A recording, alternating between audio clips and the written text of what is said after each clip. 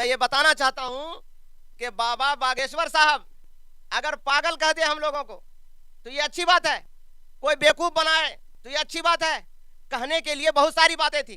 कहा मीठी बानी बोलिए मन का आपा खोए, औरन को शीतल करे खुद भी शीतल होए। वो ऐसी कैसी बात बोल के चले गए कि लोगों को तकलीफ हो रही। अगर तकलीफ नहीं हो रही है तो वो मीडिया के सामने आकर के क्यों बोल रहे हैं कि हमको पागल कह के गया, हमको फला कह के गया, हमको चिला कह के गया। ये आवाज उठती जा रही है।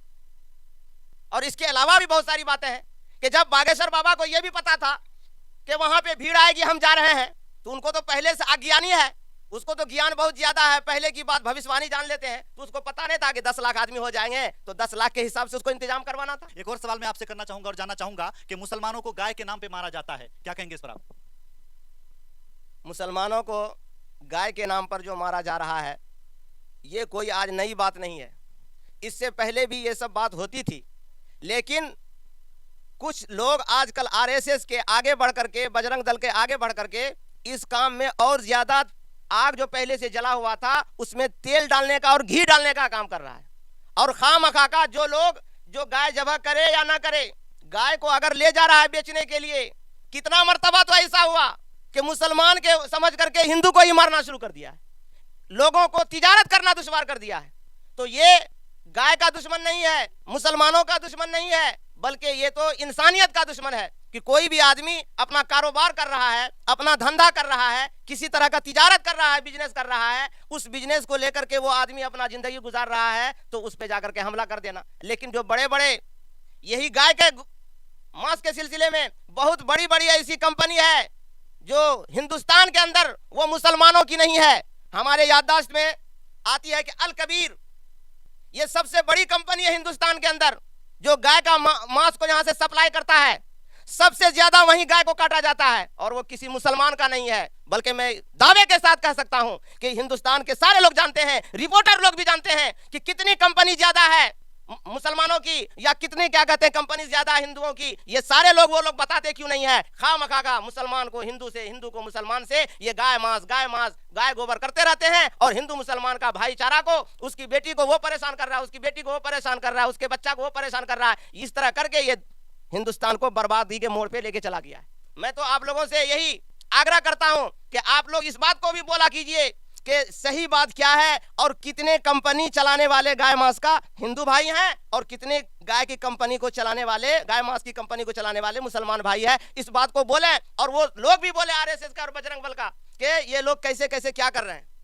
बिल्कुल आप देख सकते हैं मौलाना साहब का खुले तौर पे कहना है कि गाय के नाम पर मुसलमानों को मारा जाता है। और सिर्फ मुसलमानों को नहीं मारा जाता है, जो लोग तिजारत करते हैं, जो लोग धंधा करते हैं, कभी कभार हिंदू भाई भी जब गाय को लेकर के बेचने जाते हैं तो उन लोगों को भी मारा जाता है। एक और सवाल मैं आपसे करना चाहता हूं और जानना यह चाहूंगा कि देश के मौलानाओं पर हमेशा यह आरोप लगता है कि जितने भी मौलाना साहब हैं, इस्लाम धर्म के जो भी धर्म गुरु हैं, वो धर्म के नाम पर अधर्म की दुकान चला रहे हैं। ये कहां तक सही है?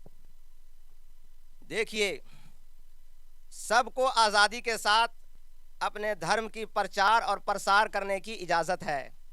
इसी आजादी के तहत हमारे धर्म गुरु भी प्रचार कर रहे थे, खा वो जाकिर नायक हो, चाहे वो कलीम सिद्दीकी साहब हो या कोई और भी हो। लेकिन इसके बावजूद डॉक्टर जाकिर नायक को यहां से शहर बदर कर दिया गया, जला वतन कर दिया गया। ठीक बात है। तो क्या ये जो बागेश्वर बाबा जो ये प्रचार करते फिर रहे हिंदू राष्ट्र की, तो क्या ये जो गंगा जमुनी उस वो जो है धर्म परिवर्तन करा रहे तो वो जुल्म था? और अगर कोई दूसरा हिंदू भाई धर्म परिवर्तन कराए तो वो क्या, वो जुल्म नहीं होगा, वो इंसाफ हो जाएगा। कि बाबा बागेश्वर साहब अगर पागल कह दे हम लोगों को तो ये अच्छी बात है, कोई बेवकूफ बनाए तो ये अच्छी बात है। कहने के लिए बहुत सारी बातें थी। कहा मीठी बानी बोलिए मन का आपा खोए, औरन को शीतल करे खुद भी शीतल होए। वो ऐसी कैसी बात बोल के चले गए कि लोगों को तकलीफ हो रही। अगर तकलीफ नहीं हो रही है तो वो मीडिया के सामने आकर के क्यों बोल रहे हैं कि हमको पागल कह के गया, हमको फला कह के गया, हमको चिला कह के गया। ये आवाज उठती जा रही है। और इसके अलावा भी बहुत सारी बातें हैं कि जब बागेश्वर बाबा को यह भी पता था कि वहां पे भीड़ आएगी, हम जा रहे हैं, तो उनको तो पहले से अज्ञानी है, उसको तो ज्ञान बहुत ज्यादा है, पहले की बात भविष्यवाणी जान लेते हैं। तो उसको पता नहीं था कि 10 लाख आदमी हो जाएंगे, तो 10 लाख के हिसाब से उसको इंतजाम करवाना था।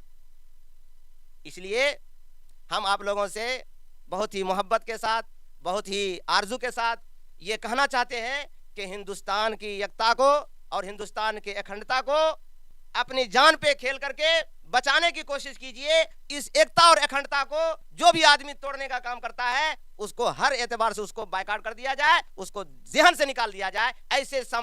ऐसे आदमी समाज के लिए कैंसर है। इस कैंसर से बचने की अपने आप को कोशिश कीजिए।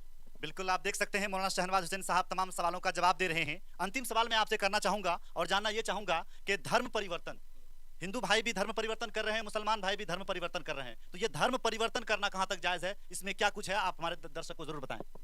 इस सिलसिले में सीधी सी बात है कि हमारे दस्तूर और हमारे आईन में लिखा हुआ है कि कोई भी आदमी, कोई भी व्यक्ति अपनी दिल की आज़ादी के साथ बगैर किसी के बहलाए फुसलाए, बगैर किसी के दबाव के, बगैर किसी के लालच के अपने मन से किसी धर्म के मुताबिक अपना जीवन व्यापन कर सकते हैं। हर इंसान को आज़ादी है। इस आज़ादी को न हम मुसलमानों से छीन सकते हैं और न हम हिंदुओं से छीन सकते हैं। मुसलमान भी आज़ाद है, हिंदू भी आज़ाद है। जिसको जो धर्म पसंद आता है वो आराम से उस धर्म में रह सकते हैं। इसमें किसी में दखल अंदाजी करने की जरूरत नहीं है, और अगर दखल अंदाजी करेगा तो उसको बर्दाश्त भी नहीं किया जाएगा और उसको संविधान के खिलाफ समझा जाएगा। बिल्कुल, आप देख सकते हैं मौलाना शहनवाज हुसैन साहब का कहना है कि अपने हिसाब से लोग धर्म परिवर्तन कर सकते हैं। जो जिस धर्म के मानने वाले हैं वो उस धर्म में शामिल होकर के उस धर्म की पूजा पाठ कर सकते हैं, उस धर्म की इबादत कर सकते हैं। हमसे जुड़ने के लिए, बातचीत करने के लिए बहुत बहुत शुक्रिया।